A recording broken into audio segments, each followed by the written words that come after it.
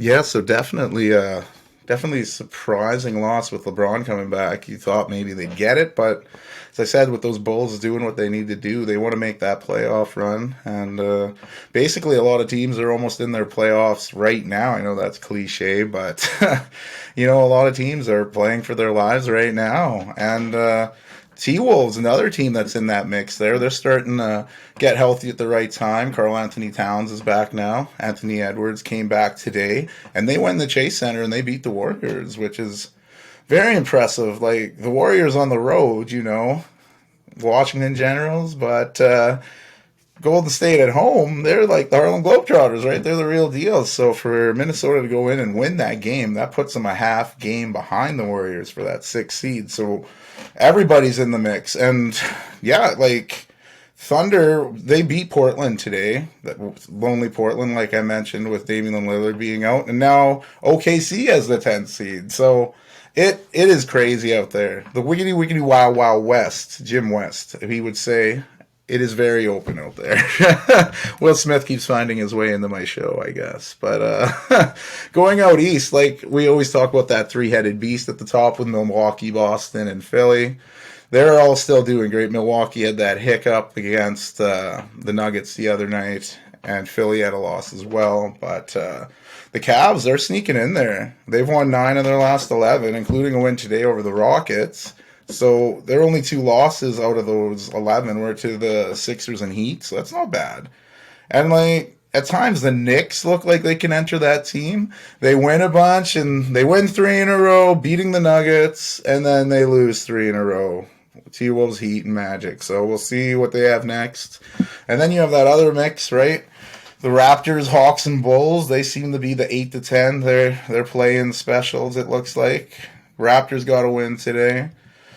But yeah, it should be interesting. And then Miami and Brooklyn playing for that elusive 6 seed. You don't want to be in the play-in. But Mikal Bridges had a game today for the Nets, but it wasn't enough. They still ended up losing the game there to the Magic. And as I mentioned, the Raptors to get a win against the Wizards. Again, I'm just bamboozled by the Wizards and why they're not better than they are. They're still technically alive with the Pacers for those seeds, but I don't see them making a big jump. But we'll see. We'll see. It's like I said, 7 games left for some of these teams. 6 to 8 games seems to be what's left. So we're gonna have a crazy run, and next week we'll have an even better outlook of who's going to make it and who's going to be 1, 2, 3 Cancun, right? So yeah, and one of the cool things that happened just after the podcast last week was with the World Baseball Classic. It was just what a crazy final.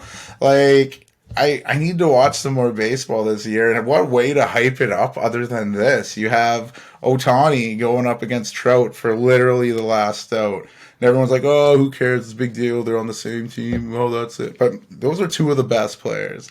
And they're lining up in meaningful games. Like, oh, an Angels fan, this must be like their World Series for now. They were just begging, give us a good year. Because I think if they don't, Ohtani, he's going to go. He's going to get big money.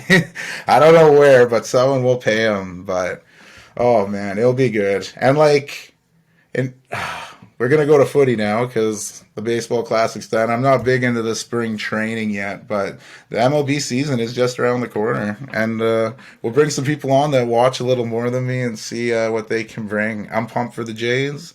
I know a lot of people don't like the Jays here. I don't know why, but go Jays. And in footy, there were not a lot of league action, just the smaller leagues because international break. There's some international qualifiers. England won both their matches, but big news with managers. The Bayern Munich sacked there Julian Nagelsmann. He was supposed to be the big thing there, but he's slumping of late, and yeah, that the Bundesliga is pretty open this year, and it shouldn't be. It's usually a Bayern Munich run, almost like a mafia thing. They need to be at the top, and when they're not, things happen quickly. And I guess they're replacing him with Thomas Tuchel, who was last at Chelsea and who got ousted. So And back to the Prem, Antonio Conte with Tottenham, they've decided to go mutual ways. So two really big coaching position changes for two top clubs in Europe. Well, top depending who you talk to, I guess. But in saying that, I did mention the smaller leagues did play, and in the National League, they did have games. Wrexham, they won their game 3-0 against York City. They signed Ben Foster, not the actor. Told the guy at work, and he's like, the actor? But no, not the actor. The former Manchester United goalie, who I guess earlier in his career had a loan spell at Wrexham. So this is kind of a homecoming. They needed a goalie with Rob Layton getting an injury. And, Foster was retired. He's got a YouTube show, I guess. So shout out to him. Not partners. Geez, that's a big claim. I guess we're both people that have YouTube shows, I guess. We'll go with that. Podcast it. We're similar in that thing. But, yeah. Wow. But anyway, with that win, Wrexham, you think they'd get a bigger lead. But no, just like clockwork, Notts County won their game against Scunthorpe. So, yeah. Wrexham still on top with 3 points and a game in hand. No F1 this week. They'll be in Australia next week, so they're setting up. But at the beginning of the week, they decided to change it again because Fernando Alonso was on the podium. They gave him a penalty. He was off the podium. Now he's back on the podium. He gets his third place finish, so they changed that. And in the NHL, pretty big news with Alexander Ovechkin. Went over 40 again earlier in the week, which puts him ahead of Wayne Gretzky. Anytime you're ahead of Wayne Gretzky on a record, it's crazy because he's got so many. But it's for most 40-goal seasons. He's got 13, which just puts him one ahead of the great one. And also, Connor McDavid got his 60th goal earlier this week, so you got to say that. He's never hit 50 before, and he's like, 50? Hold my beer. We're going for 60. So, yeah, Oilers, always fun to watch just to see him. I think it's something else to watch. I did mention I'd say a little bit about the NFL. Just mention the big quarterbacks that have already signed. Again, big quarterbacks, depending who you talk to. But Derek Carr to the Saints, Jimmy G to the Raiders, Danny Dimes staying with the Giants, Geno staying in Seattle.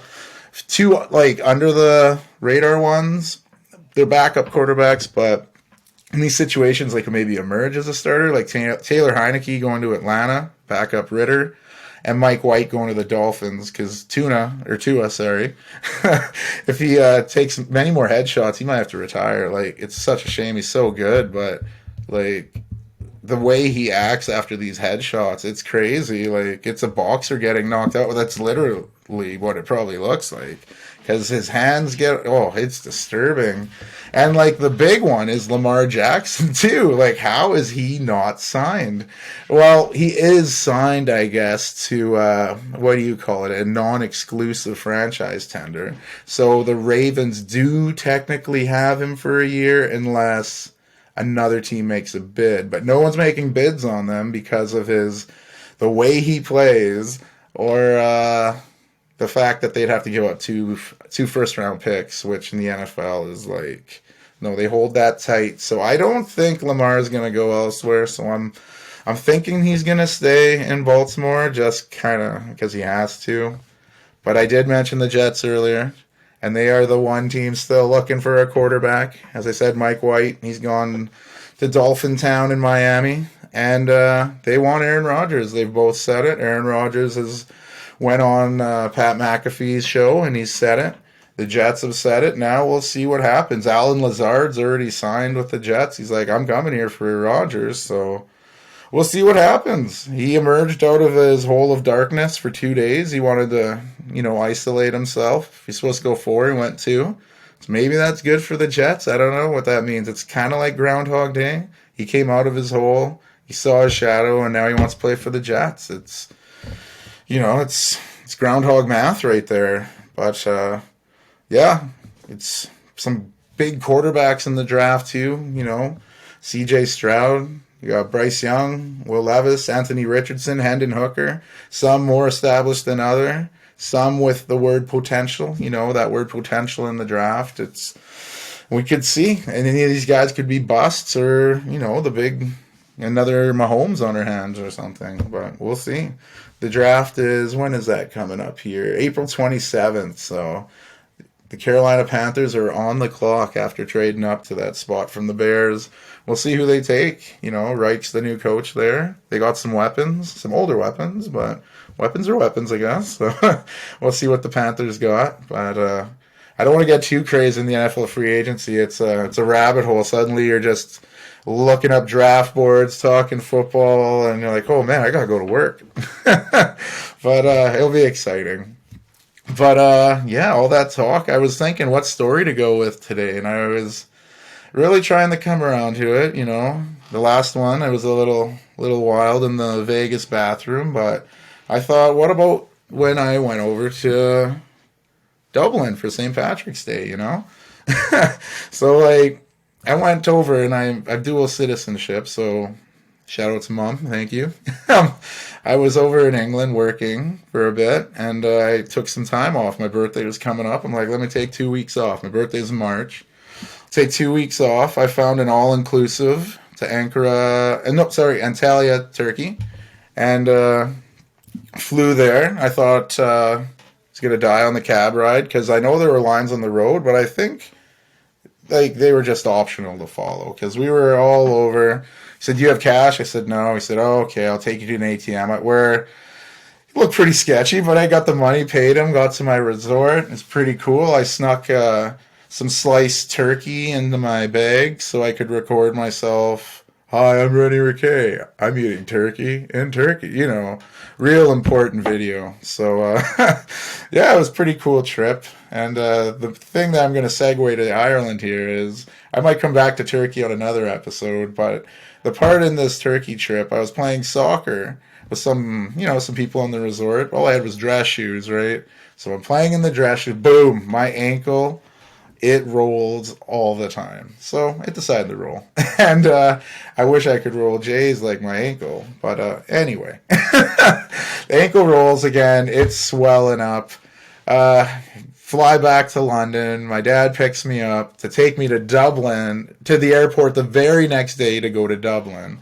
So the next day I go to Dublin. I'm still tired because, you know, I came home late, got up early to fly out again. Thanks again to my dad for driving me. That was great. And yeah, I get to Dublin. I have a quick nap, get up and start walking around, limping around because my ankle is huge. But I'm like, I'm not missing this. And what really caught me off guard was like, it's the day, right? Just daytime walking. There were a lot of underage drinking. Like underage drinking, that's what I did, right? That helped build my shitty liver the way it is today. But yeah, it was so open. I was like, does anybody care? Everyone's just drinking. I was like, okay, well, that's different. But yeah, like I was still a little tired, so you know, I had a quick drink, had like, you know, I'll do a power nap, go back, have a power nap. And where I stayed was Dunlahore. Well, what I thought was Dunlahore until we hung out with some friends. And one of our friends, her partner, she said, what did you say? And I'm like, oh, Dunlahore. And she's Irish. And she just said, it's Dunleary. And I was like, oh, well, that's spelling.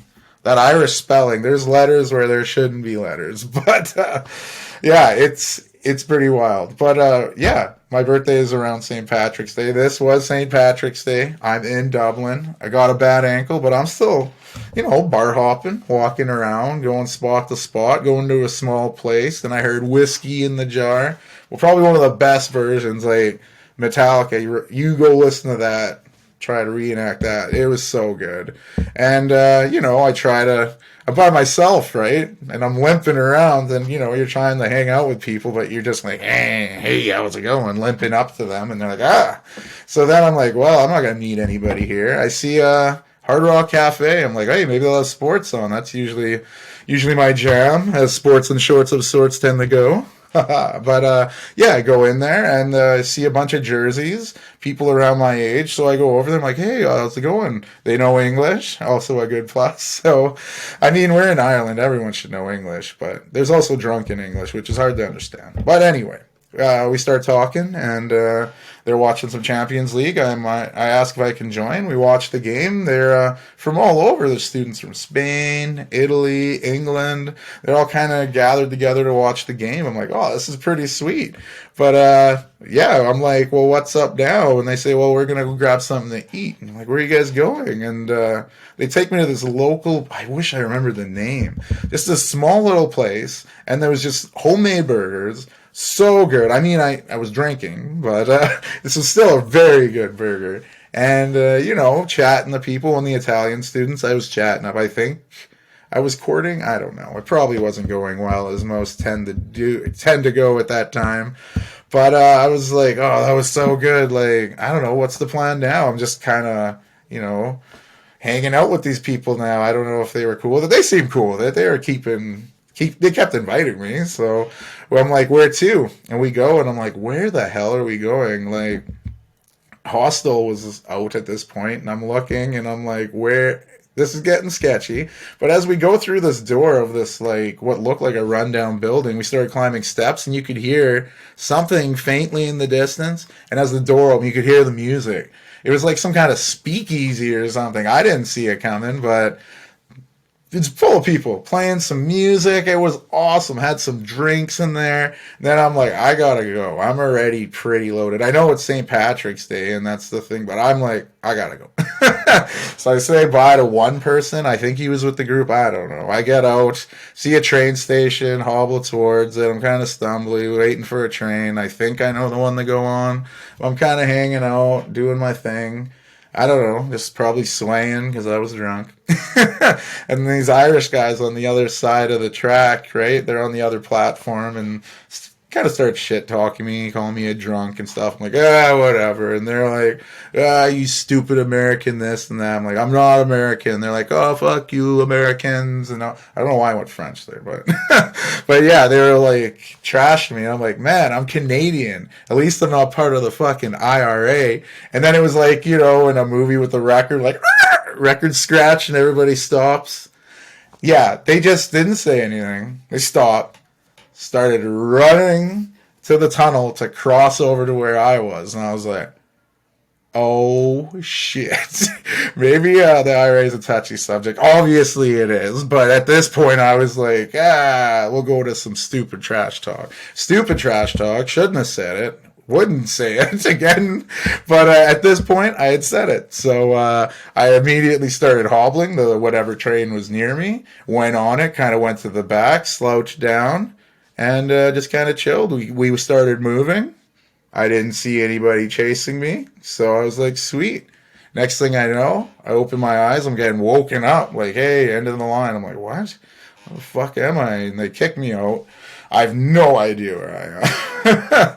But I don't know if you've ever been around in Europe. They have they did here. These taxi shops where you go and you can call. Or I guess a lot of people have a taxi phone, but this was like a building where I went and called for somebody to take me to Dunleary. And like, cab picks me up, sitting in the back.